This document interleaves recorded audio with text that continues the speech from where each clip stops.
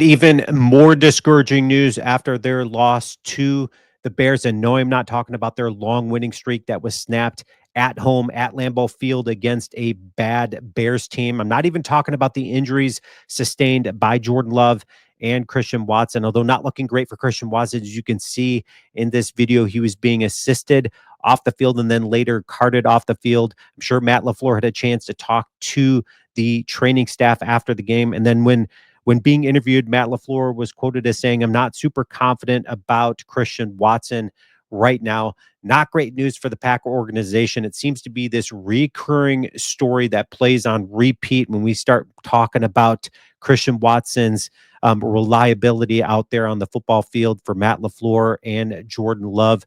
So, what do I mean by the Packers get even more discouraging news after their loss to the Bears? Well, it's the fact that the Packers have just not looked good down the stretch heading into the playoffs. They should be playing their best football, catching all strides, kind of like what they did last season. Well, that's not the theme this season. In fact, the Packers have lost 3 of the last 5 games, all divisional games. The Packers in the division are 1-6. Not great. And Jordan Love has not looked good down the stretch. What do I mean by that? Well, over the last 3 games, Jordan Love has a completion percentage of 59.5. He's thrown for 2 touchdowns. He hasn't thrown any interceptions, although there was a couple that were suspect against the Minnesota Vikings. But he had a passer rating of 85 over the last 3 games as well. Not great news for the Packer fans out there because Jordan Love hasn't been looking great, and the Packers as a whole haven't been looking great. So what do I mean by that? Well, let's take a look right here at yesterday's game. Okay, so the Packers outperformed the Chicago Bears in almost every category. Total yards of 367 to Chicago Bears 224. They had 184 passing yards to Caleb Williams, 141. A lot of those came at the end of the game, which isn't great news for the Packers defense and Jeff Hafley and his ability to just kind of loosen up at the end of games. Rushing yards, the Packers way outperformed the Bears 183 to 83.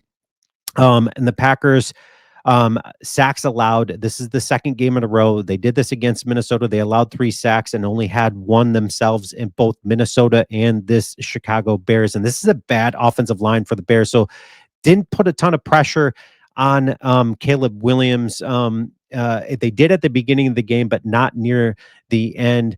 The Packers had 5 penalties to the Bears 7. They win that category, but the Packers had some costly penalties at the worst time. But the biggest alarming stat here to name is that the Packers' third down efficiency was 30%, 3 of 10, and a lot of those came later in the game. Okay, so Jordan Love goes out, and Malik Willis comes in the game, and I don't know if Matt LaFleur was just trying to protect Malik Willis just in case Jordan Love's injury was bad. But he did not trust Malik Willis on those third downs. In fact, they were just running the ball on third downs and then stalling drives. The Packers on fourth down were 0 of 1. The Chicago Bears were 1 of 1 and also 7 of 14 on third down efficiencies. So they were 50% to our 30%. Time of possession, the Packers barely won that category, but the Packers give up 24 points in this contest. Let's take a look at the stats. Malik Willis looked good. 10 of 13, 136 yards.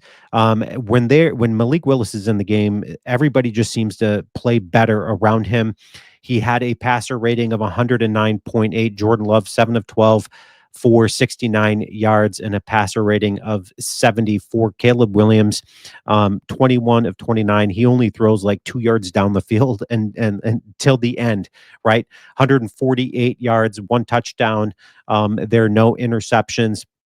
But the Packers did create some turnovers in this contest. Emmanuel Wilson led the Packers in rushing, 14 carries, 73 yards. He looked good in this contest. He had a touchdown. Chris Brooks looked good as well, 59 yards rushing. Also had some receiving yards there as well. Josh Jacobs, 6 carries, 44 yards and a touchdown. This dude is an absolute beast, and they're going to have to ride him throughout the entire playoffs to open up the passing game for Jordan Love, who just hasn't looked good again over the last 3 games. Malik Heath stepped up. He looked good. in the absence of Romeo Dobbs and then also Christian Watson, Malik Heath is one of those guys that hopefully will be a reliable target for the Packers in the playoffs. And then Dontavian Wicks was targeted 6 times and he came up with 5 reception, probably his best performance on the year, 49 yards receiving. Jaden Reed got involved as well. He caught both targets, came back for balls. It was encouraging to see Jaden Reed hang on to it as well. He's been known to drop some passes this season, also involved in the running game as well, but pretty inefficient there with the Packers drawing up those plays. For the defense, the Packers, Edrin Cooper just flies around. He had 1 tackle for loss. I thought Carl Brooks looked good in this performance. It was good to see Katano Ladapo out there. I like this guy, and the Packers are going to probably have to lean into him if Evan Williams remains to be out. It looks like he probably will be playing against Philadelphia, which is great news for the Packers. Keyshawn Nixon looks good at times, and then at other times he breaks down in coverage.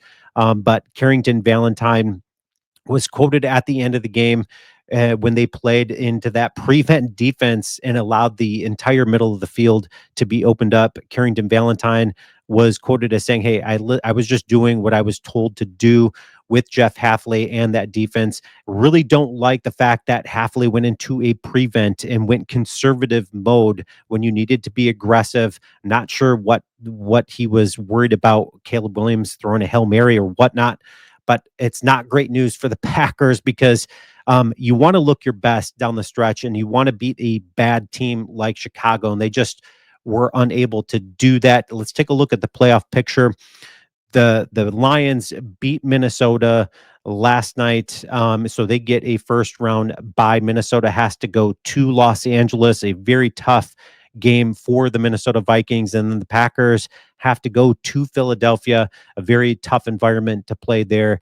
Washington now plays at Tampa Bay, so that'll be a really good first round. And then if the Packers win, well, that means they're going to Detroit, and they get the wish that we all want. They get the wish that I want as a Packer fan. I want to play Detroit a third time. I want to get revenge on them. Kenny Clark was saying earlier, hey, we've got to earn our way back here, and I can't wait to see them in the playoffs. Well, hopefully the Packers start playing their best football in the playoffs because they haven't looked down the stretch. Leave your comments. Let me know, are you as concerned as I am heading into the playoffs? I had a whole lot of confidence after we beat Seattle and then New Orleans, and then blanketed out New Orleans offense. But then we've looked bad against Minnesota and now Chicago. I know it was just a game in which the backups played a big role, but this is a game in which the Bears should have lost to the Packers at Lambeau Field. Leave your comments. Let me know your thoughts. And as always, go Pack, go.